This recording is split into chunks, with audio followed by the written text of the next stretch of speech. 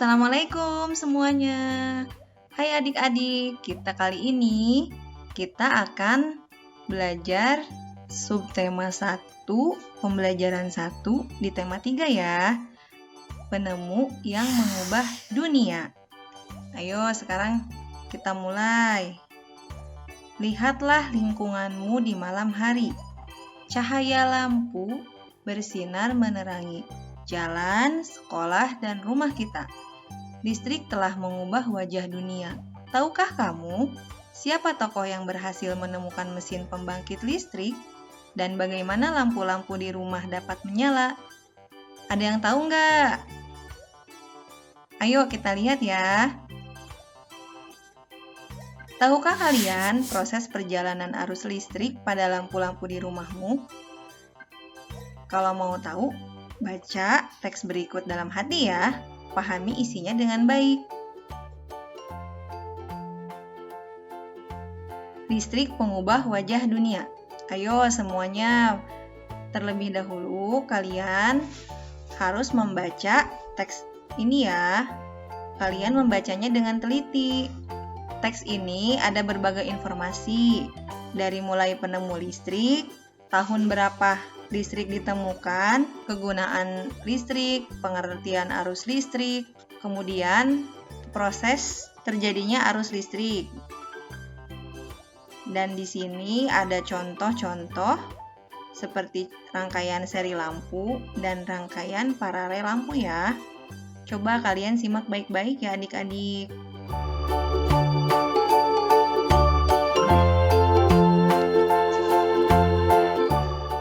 Kalau kalian sudah membaca, kalian pasti bisa menjawab pertanyaan-pertanyaan pada halaman berikutnya. Oke, teks tersebut terdiri dari 5 paragraf.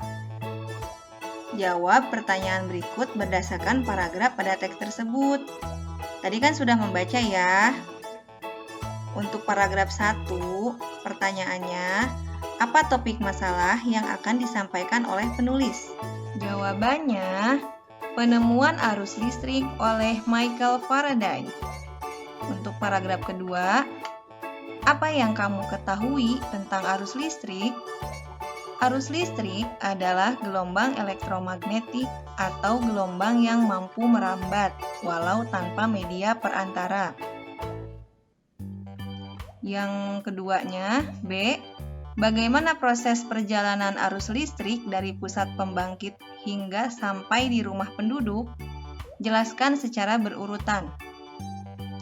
Arus listrik yang dihasilkan dari generator di pusat pembangkit listrik disalurkan melalui kabel jaringan listrik tegangan tinggi berupa menara-menara tinggi menuju ke gardu-gardu penerima di berbagai daerah.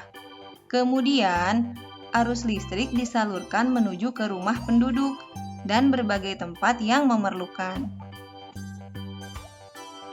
Untuk pertanyaan paragraf ketiga, A. Apa yang terjadi dengan arus listrik saat tiba di rumah warga? Jelaskan secara berurutan. Saat tiba di rumah warga, arus listrik mengalir ke rangkaian kabel listrik di dalam rumah. Rangkaian ini biasanya berada di atap untuk tempat dudukan lampu atau dinding, untuk saklar, dan colokan listrik untuk digunakan pada peralatan elektronik. B. Apa manfaat arus listrik setelah sampai ke setiap rumah warga? Manfaat arus listrik setelah sampai ke setiap rumah warga adalah untuk dihubungkan ke berbagai peralatan elektronik seperti televisi, kipas angin, dan kulkas. Apalagi coba adik-adik pasti sudah tahu kan alat elektronik di rumah. Lanjut ke paragraf 4. Apa kesimpulan dari isi teks tersebut? Kesimpulannya, penggunaan rangkaian seri pada lampu senter dapat membuat nyala lampu senter lebih terang, namun menyebabkan baterai cepat habis. Paragraf yang kelima. Adakah pesan yang disampaikan oleh penulis? Jelaskan dengan singkat. Ada. Listrik berperan penting bagi manusia. Aktivitas sehari-hari dapat terhambat tanpa adanya listrik. Kita juga harus menggunakan listrik dengan bijaksana ya adik-adik. Lanjut ke halaman berikutnya. Bongkarlah senter yang kamu miliki. Amati komponen-komponen yang terdapat pada senter seperti berikut ini. Yuk adik-adik, lihat gambarnya dengan baik-baik ya. Kenali setiap bagian komponen, kemudian tuliskan dalam tabel berikut beserta fungsinya. Ada yang tahu nggak apa nama komponen-komponen tersebut? Yuk kita bahas ya. Komponen nomor 1, nama komponennya baterai. Fungsi komponen sebagai penyuplai arus listrik. Yang kedua, reflektor. Fungsi komponennya untuk memfokuskan cahaya lampu senter. Yang ketiga, logam penghantar. Fungsi komponennya untuk menghantarkan arus listrik dari baterai ke lampu. Dan yang keempat, saklar.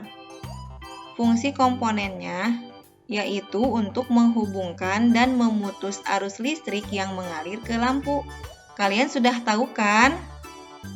Jika komponen-komponen utama tersebut dirangkaikan, untuk membuatnya kembali menyala, maka akan tampak seperti gambar berikut adik-adik.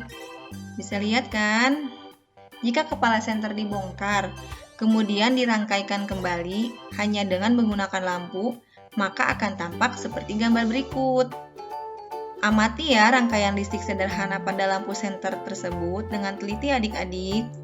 Diskusikan pertanyaan-pertanyaan berikut bersama teman-temanmu. Ayo berdiskusi. Bagaimana posisi lempengan logam untuk membuat lampu menyala? Posisi logam harus mampu menghubungkan arus listrik yang keluar dari baterai menuju ke lampu. Satu ujung logam harus menyentuh ke terminal baterai, dan ujung satunya harus terhubung ke terminal lampu, sehingga membentuk rangkaian tertutup. Jika terdapat saklar, saklar harus dalam kondisi terhubung ya adik-adik ya. Yang kedua, apa komponen yang sebaiknya digunakan untuk mengganti lempengan logam tersebut yang biasanya terdapat pada rangkaian lampu di rumah? Komponennya yaitu kabel tembaga yang dilapisi karet, karena mampu menghantarkan listrik lebih baik dan menghindari korsleting. Tuliskan proses perjalanan arus listrik pada rangkaian listrik senter tersebut secara rinci dan berurutan. Dalam keadaan normal, lampu senter mati. Jika saklar dihidupkan, arus listrik yang tersimpan pada baterai akan mengalir dari terminal positif baterai menuju saklar. Lalu, arus listrik akan mengalir menuju lampu, sehingga lampu senter menyala. Dari lampu, arus listrik mengalir kembali ke terminal negatif baterai. Begitulah seterusnya, dan akan berhenti jika saklar dimatikan. Lanjut ke halaman berikutnya. Pada halaman 6, teman-teman diminta mencoba membuat rangkaian listrik seperti pada senter. Di bab ini, teman-teman hanya diminta menyebutkan alat dan bahan yang dibutuhkan untuk melakukan percobaan tersebut. Alat dan bahan ditulis dalam bentuk tabel seperti di gambar. Perhatikan ya, alat dan bahannya sudah ditulis di tabel. Ayo mengamati. Perhatikan bola lampu yang terdapat di dalam kelas dan nyalakan lampu tersebut.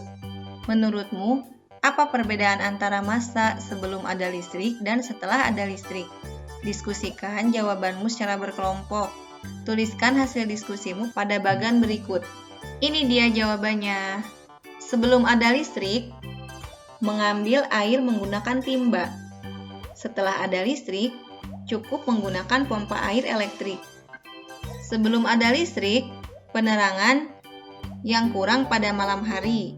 Setelah ada listrik, penerangan malam hari yang cukup karena ada lampu. Sebelum ada listrik, tidak ada berkomunikasi jarak jauh.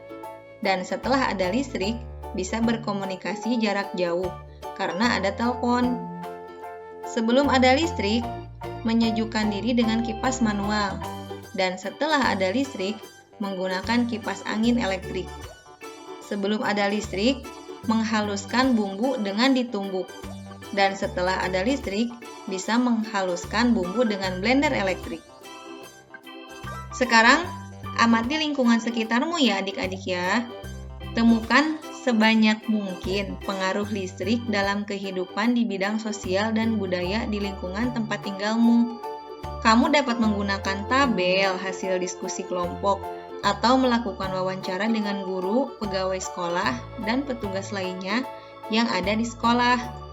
Ini adalah salah satu contoh pengaruh listrik terhadap kehidupan masyarakat di lingkungan ya. Kalian bisa lihat dari bagian ini adik-adik ya. Coba perhatikan baik-baik. Kalian bisa melihatnya secara teliti dan kalian akan tahu. Ini hanya salah satu contoh saja ya adik-adik ya. Oke, untuk pembelajaran 1 sampai di sini dulu ya adik-adik ya. Semoga kalian dapat mengerti dan memahami. Sampai jumpa di pembelajaran selanjutnya. Wassalamualaikum warahmatullahi wabarakatuh.